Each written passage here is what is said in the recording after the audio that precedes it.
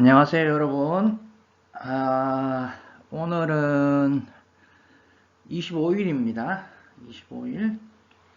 제가 어제, 아니죠, 오늘이죠.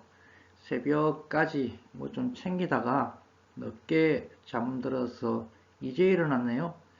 지금이 여러분 부러워할 것 같다. 저기 오후 2시가 조금 넘었네요. 새벽까지 뭘 했느냐면 이제 생각났어요. 그 온컬의 EBS 그 강의를 이렇게 개설할 수 있는 가져와서 이렇게 올릴 수 있는 글을 어, 작년에 알고 있었는데 생각나서 새벽에 그거를 온컬의 EBS 그 부분을 올려놨습니다. 이유는 어제 가만히 생각하다가 뭐 보는 사람의 관점에 따라서 윤리 사상의 흐름, 윤리 사상사를 분류하고 재편집할 수 있다는 거는 알죠, 그죠? 그래서 그 유튜브나 여러분들 학원이나 뭐 들어보면 강사에 따라서 조금 그 분류하는 방식이 다를 수 있고 저 역시 또 그렇습니다. 그래서 올려놓고 나서 그 지금까지 진행되었던 공자, 맹자, 순자의 이야기를 다 이렇게 6개인가 7개인가 들어봤네요.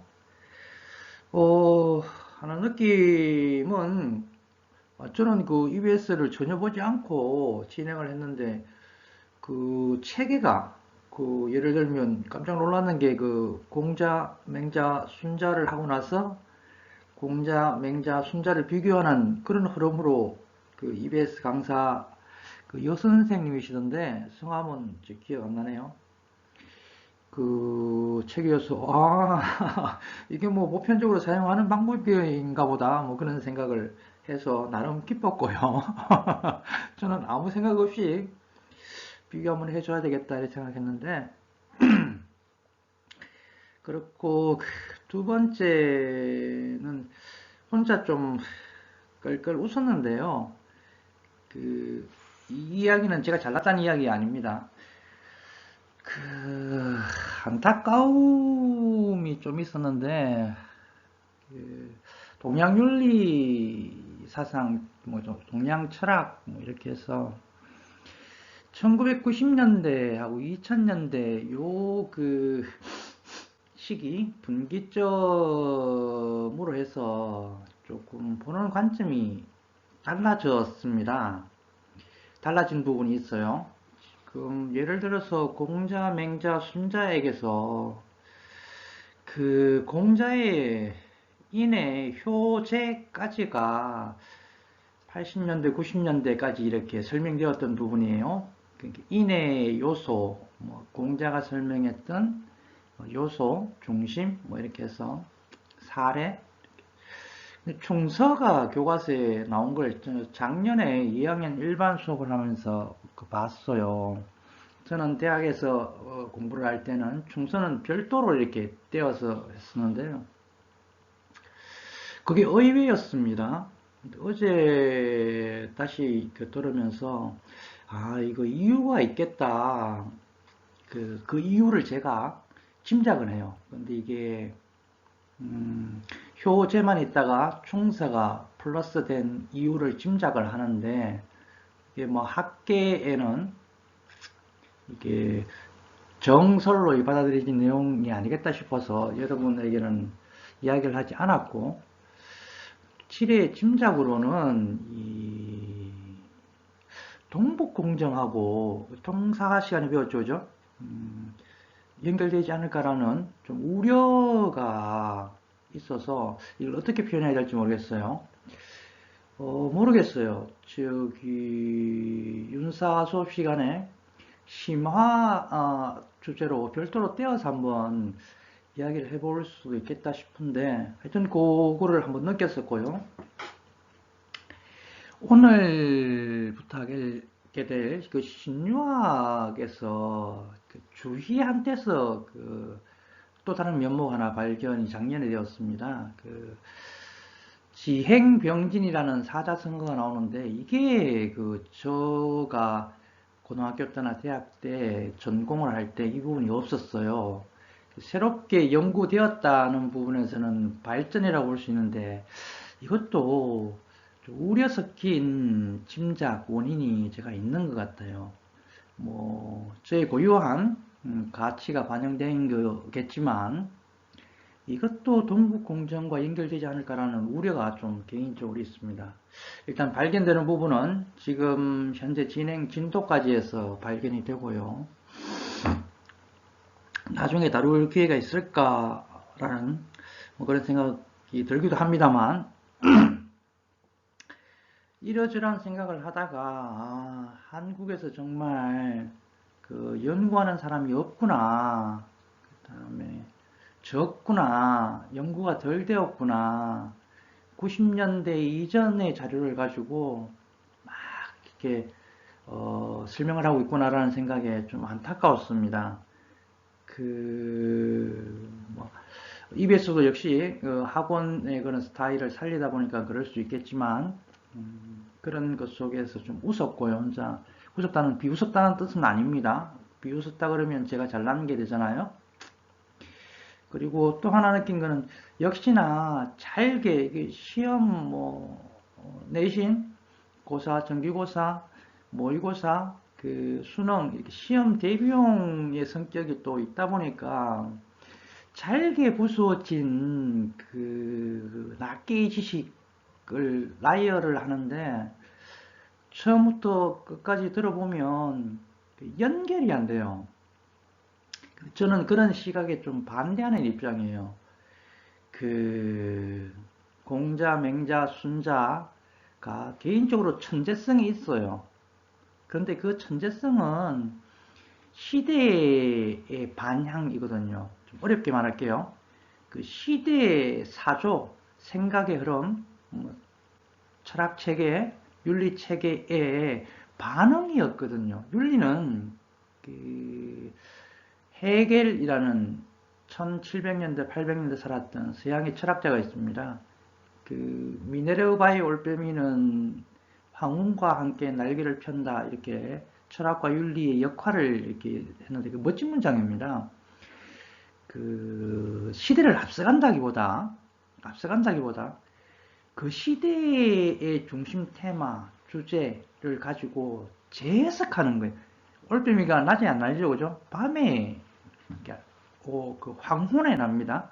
아침, 저녁, 점심 때 상황을 보고 그 상황을 설명하는 게 저는 윤리 철학이라고 봐요. 그게 다음 세상의 세대의 시대에는 어떤 선각자, 앞선 관점이 되겠으나 당시대를 바탕으로 한다고 저는 봐요.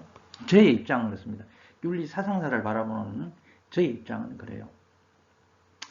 그래서 이 수업을 진행할 때 제가 춘추 전국시대의 물음, 어떻게 살아야 하는가라는 첫 번째 그리고 큰 털거리를 가지고 공자, 맹자, 순자의 사상을 연결시켜 드렸습니다. 그 이유가 그 이유입니다. EBS에서는 볼 수 없는 내용이기도 하고요. 저는 이런 식의 접근을 하기를 바라고요. 그런 면에 봤을 때 더 안타까움이 좀 밀려오는 거예요. 낱개로 파편화된 지식을 연결시킬 수 없을 때 생기는 복잡함, 그리고 따분함, 그리고 어려움.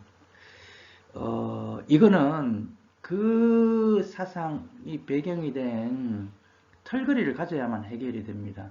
물론 그게 잘못은 아니에요. 그게 사실이고 정확하게 맞습니다. 근데 나오게 된 배경 털거리가 없으면 그냥 낱개의 지식으로 머물러 버려요. 여러분 고등학교 졸업하고 나면 땡깁니다. 그게 자기화 내지는 생활화 내지는 자기 인생의 어떤 모티브, 도움을 받기 위해서는 이 털거리로 볼 필요가 저는 있다고 생각을 하거든요. 저 역시 여러분처럼 낱개의 지식으로 배웠어요. 지나고 보니, 이 나이가 되고 보니 그런 그를 성찰하게 되는 거죠, 그죠? 반성하게 됩니다. 그러면서 저는 이런 방향으로 추구를 하고 있는데, 어쨌거나 뭐 지금 우리 시대에 흐름이 그러하니 제가 뭐 그를 비난은 할 수 없고요. 비판은 할 수 있겠다 싶어서 어제 새벽까지 이런저런 생각으로 잠을 못 이루었네요. 그렇습니다. 지금 10분을 제가 시간을 끌었네요. 네, 넘어가 봅니다.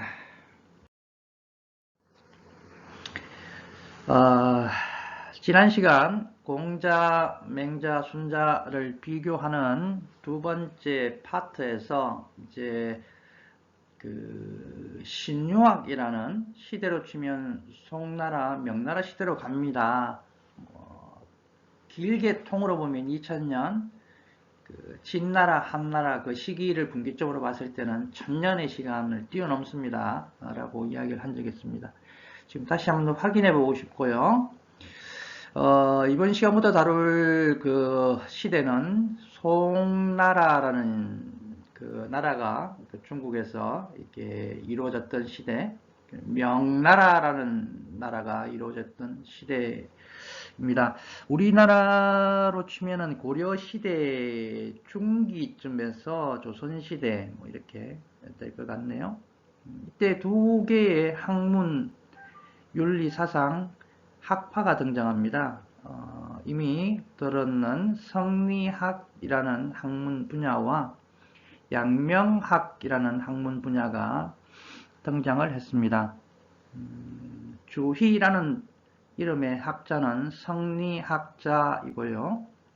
왕수인이라는 학자는 그 양명학자입니다. 간단히 짚고요. 이번 시간은 주로 그 용어에 대한 설명을 많이 이렇게 할 것 같아요. 이 성리학과 양명학을 두 가지를 합쳐서 뭐라고 부르느냐 하면 신유학이라고 불러요. 신유학이라는 말은 이전 유학과 다른 새롭게 등장한 새로운 주제를 다룬 새로운 면모가 있는 말입니다. 신유학이라고 부릅니다. 그러면 구분해서 유학 내에서 공자, 맹자, 순자, 고대겠죠, 그죠? 고대의 그 유학을 진나라가 세워지고 이루어졌던 짧은 기간입니다. 전후한 시대, 진나라를 기점으로 해서 그 앞선 시대, 요 시대가 바로 춘추 전국시대죠. 그때 유학이라고 이름을 붙였습니다.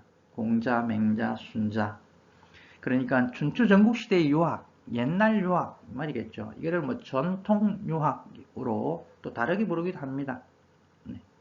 복잡할 수 있지만 여러분들이 이해하기 편한 대로 이해하고 구분하세요. 그 여러분의 자유입니다. 할 수 있습니다. 공자, 맹자, 순자와 그 다음에 주희와 왕수인 이렇게 사람으로 구분하시든 그다음에 선진유학, 그다음에 신유학 이렇게 구분하시든 그죠? 아니면 공자, 맹자, 순자와 성리학 플러스 양명학 이렇게 구분하시든 전통유학 또는 신유학 이렇게 구분하시든 고대유학 아니면 그 신유학 이 시기가 동양에서는 건대예요. 건대유학 이렇게 구분하시든 편하신 쪽으로 하시면 됩니다. 교과서에는 신유학이라는 용어와 그 다음에 성리학이라는 용어와 양명학이라는 용어로 이렇게 통일적으로 사용하고 있습니다. 그건 알려드리고요. 앞에서 선진유학, 신유학에 대한 다양한 용어가 있듯이 성리학과 양명학에 대한 이름도 다양해요. 교과서에 딱 한 번 주자학이라는 단어가 하나 나와요. 요것도 성리학과 같은 말입니다. 또 다르게는 이거는 철학, 윤리 대학에 가시면 이런 말들 들을 거예요. 이학이라는 말을 씁니다. 또 다르게 송나라 시대의 이학, 송대 이학 이렇게 부르기도 해요. 그 다음에 정주학이라고 부르기도 합니다. 성리학을 그렇게 부른다는 거예요. 이때는 이 정자라는 정명도, 정이천이라는 사람의 정자, 성과 주희의 주자를 따서 정주학이라고 부르는 거예요. 사람 이름으로. 네. 그런데 우리는 통일에 사용합니다. 성리학. 저도 성리학이라는 이름으로 사용하는 걸로 주로 한번 가볼게요. 그 다음에 양명학에도 심학, 명나라 시대 명대 심학 그렇게 부르기도 해요. 그 다음에 육왕학 이렇게 부르기도 합니다. 왜냐하면 육상산이라는 사람과 왕수인이라는 사람의 성을 따서 육왕학 이렇게 부르기도 합니다. 예. 되겠어요? 되겠어요? 요약합니다. 두 가지. 이번 시간부터 신유학, 성리학과 양명학을 다룬다는 것. 용어가 많은데 우리는 성리학, 양명학이라는 이름으로 부르겠다는 것. 되겠어요? 네. 넘어가 봅니다.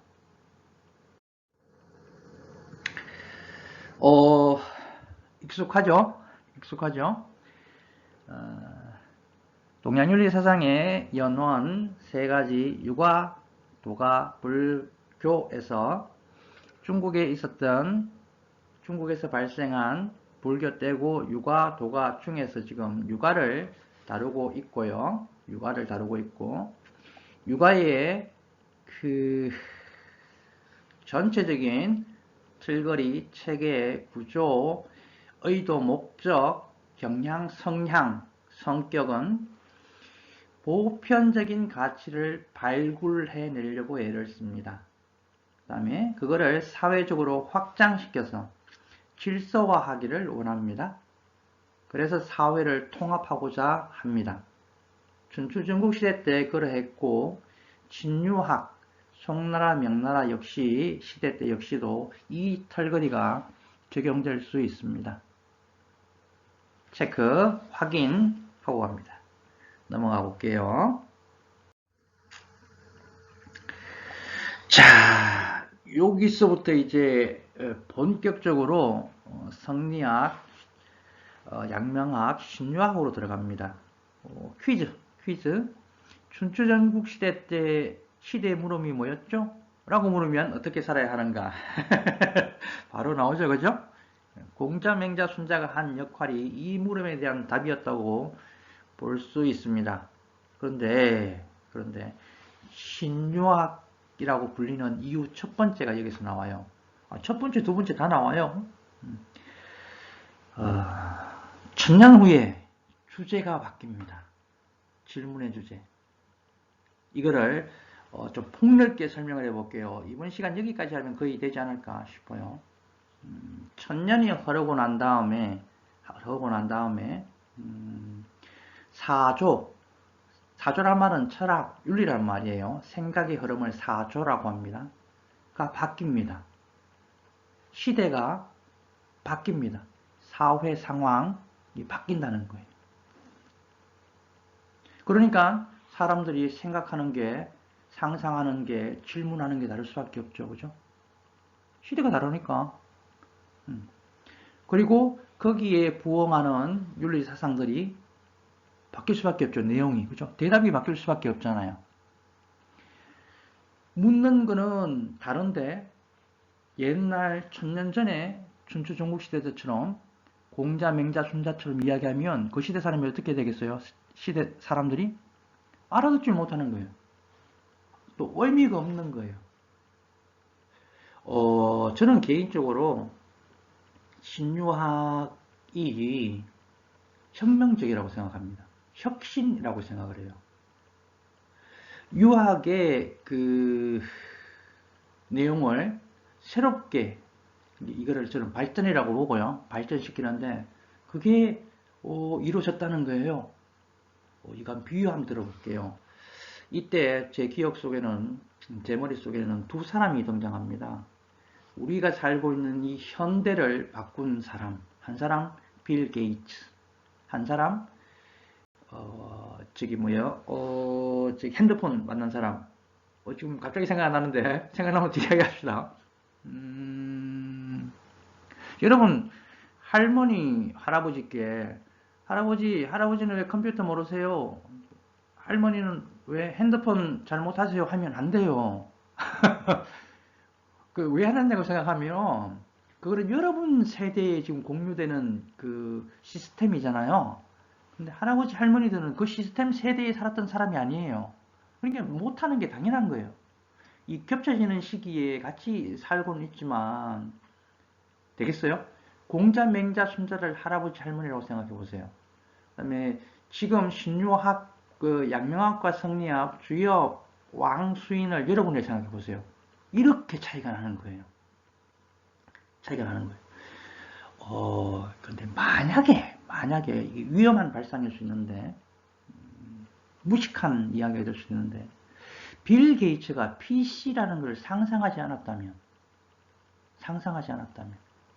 지금 우리는 어떨까요? 다른 누군가 했을 것 같아요? 일단 그 사람만 했다고 봅시다. 혁신이죠. 혁명이죠. 사조, 문화, 우리가 뭐 익숙한 단어로 문화를 지금 바꾼 거예요. 가요계의 서태지 씨가 그랬죠. 그죠? 서태지와 아이들이 바꾼 거예요.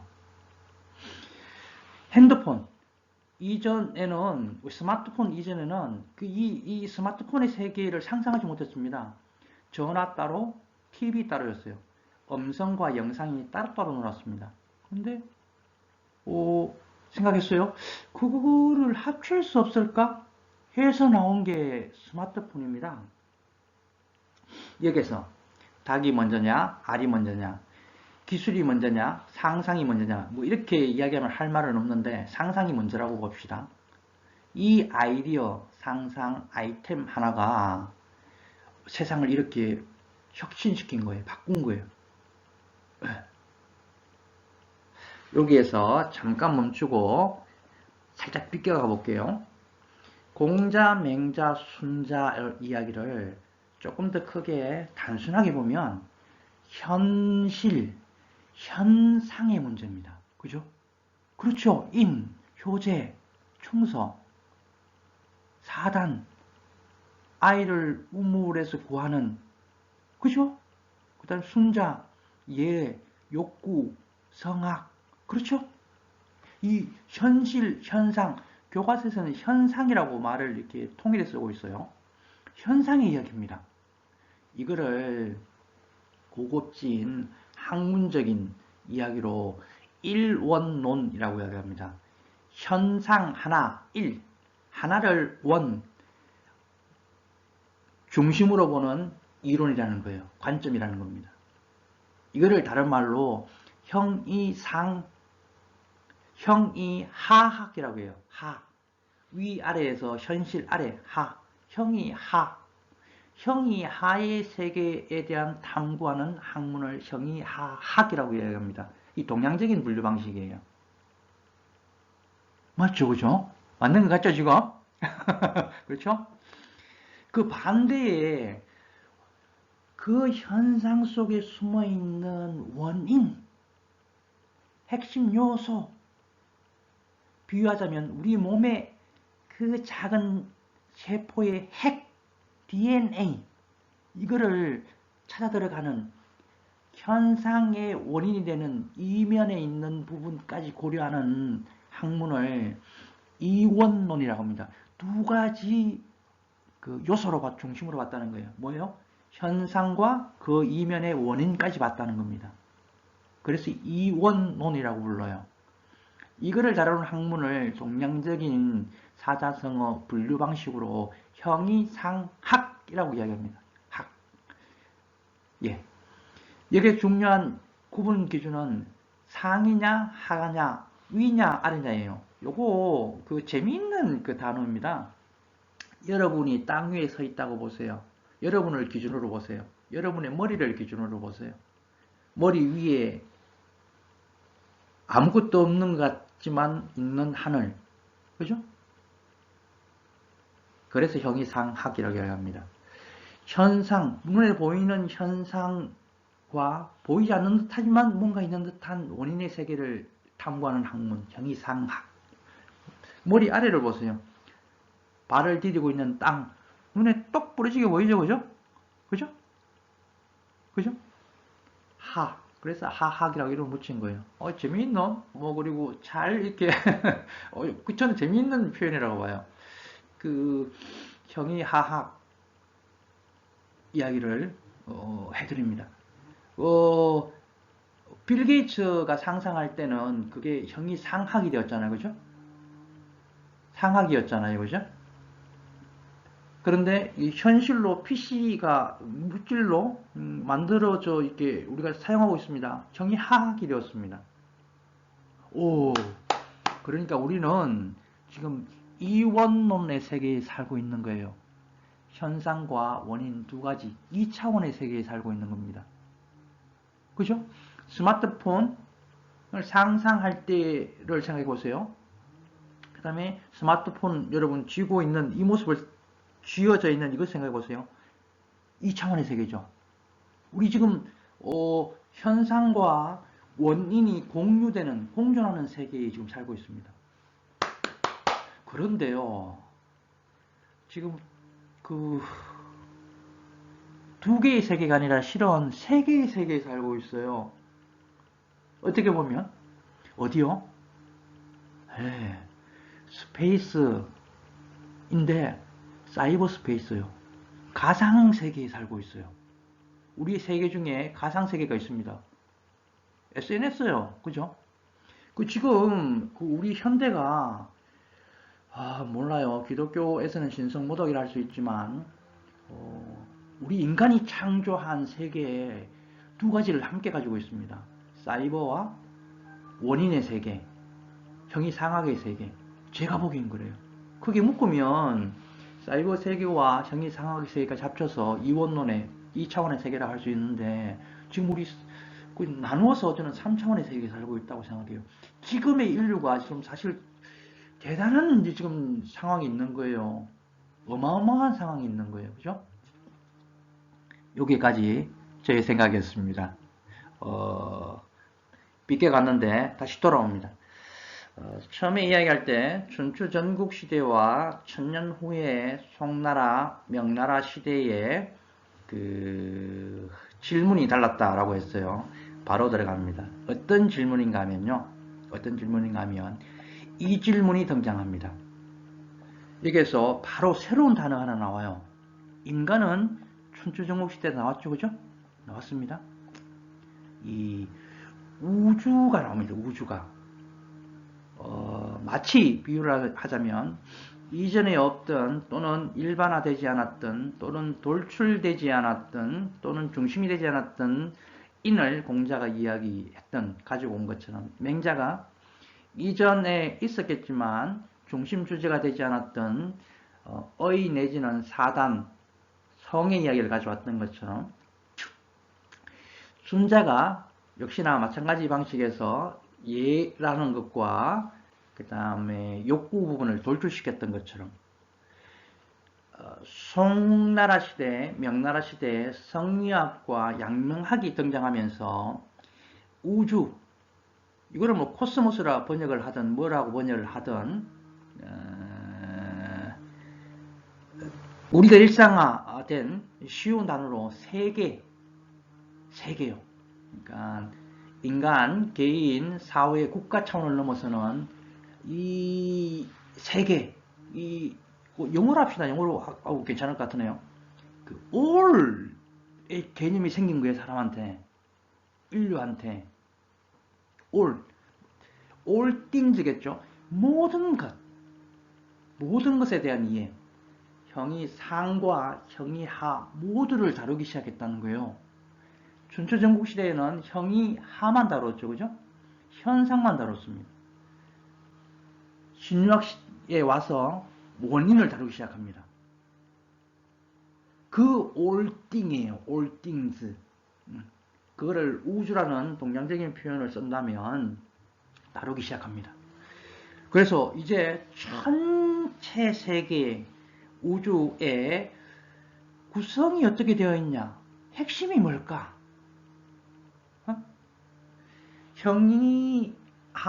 현상의 세계의 핵심은 뭘까? 형이상, 원인의 세계의 핵심은 뭘까?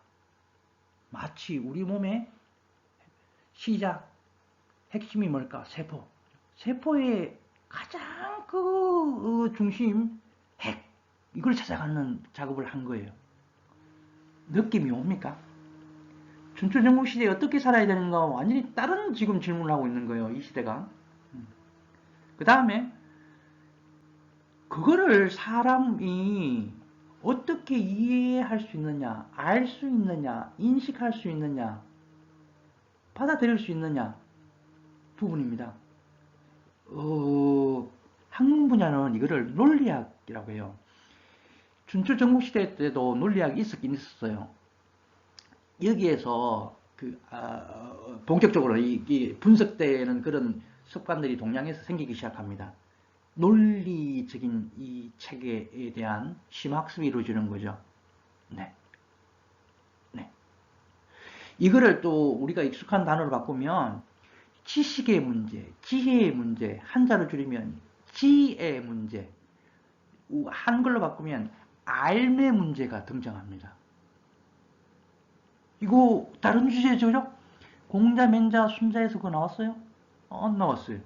그나마 조금 그 기미가 조금 드러난 게 맹자의 사단과 사덕의 시비지심, 그 다음에 지혜요, 지. 네. 점검하고 가겠습니다. 지금 자세한 건 냅두더라도 춘추전국시대와 우리가 배우고 있는 신유학의 시대가 질문이 다르다는 것 확실하게 지금 이해했나요? 네, 좋습니다. 그거를 어려운 말로 본체론, 인식론 하는데요. 이 말은 그러려니 하고 넘어가면 되겠습니다. 그거를 정리해 보면 춘추전국시대에는 육아의 그 보편적인 가치라는 게 사실은 도덕성이었죠. 본질적으로 가지고 있는 인간성, 본성의 이야기가 도덕성이었습니다. 그죠? 도덕성. 그 다음에 사회 질서라는 부분이 덕이라는 말도 나오기도 합니다만, 예라는 순자의 독특한 돌출시킨 부분으로 제가 특화해 드렸고요. 이런 게 있었습니다. 그런데 춘추 전국 시대에 오면 이 보편적인 가치 둘 다 이게 연결시켜도 괜찮고요. 이게 이렇게 해석이 됩니다. 이렇게 해석이 됩니다. 들어가 볼게요. 세계, 우주를 현상의 기의 세계와 원인의 이의 세계로 분류를 합니다. 이원론, 형이상학적이고요. 형이상학과 형이하학을 다 아우르려고 합니다. 앞에서 이야기를 해 드렸기 때문에 살짝 다가가는 느낌이 들 거예요. 이걸 가지고, 이 체계를 가지고 춘추 전국 시대를 비롯하여 육아가 다루려고 하는 중심에 있는 주제, 보편적인 가치, 사회적인 질서, 인간만 이야기를 한다면 인간의 마음과 본성을 이야기해 갑니다. 됐나요? 어쨌거나 저쨌거나 어느 쪽을 형이사학, 어느 쪽을 형이하학, 어느 쪽을 형이상하, 복잡하게 얽혀서 계속 연결해 갈 수 있지만 단순하게 생각해 봅시다. 춘추 전국 시대의 현상의 인간의 심성에 대한 이야기를 신유학에서는 우주적인 차원에서 분석해 들어가려고 하는 거예요. 됐어요? 네. 지금 35분이 다 되어 가는데 이번 시간 여기에서 1달러 기억해요. 한번 쉼의 텀이 필요한 것 같아요. 잊지 말아야 할 것은 선진유학과 신유학의 주제가 다르다는 것, 질문이 다르다는 것, 현상의 인간의 문제를 다룬 게 선진유학이라면 그 이면에 있는 우주 전체를 다루는 원인까지 분석하고자 하는 게 더 단순하게 우주적인 차원에서 세계 전체의 차원에서 인간을 해석하고자 하는 흐름으로 바뀌었다라는 질문을 만들어 보면 우주는 어떻게 구성되어 있는가? 우리는 그 우주를 어떻게 이해할 수 있는가? 이 질문으로 바뀌었다는 것. 요거 꼭 기억하세요. 이 털거리를 가지고 있으면 성리학과 양명학을 이해하는데 굉장히 도움됩니다.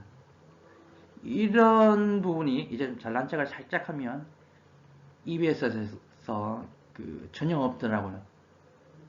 그것 외에 파편화된 지식이 만나열되고 있는데 여기까지 하고 다음 타이밍으로 가보겠습니다. 네, 수고 많았고요. 지금 36분 지났습니다. 네.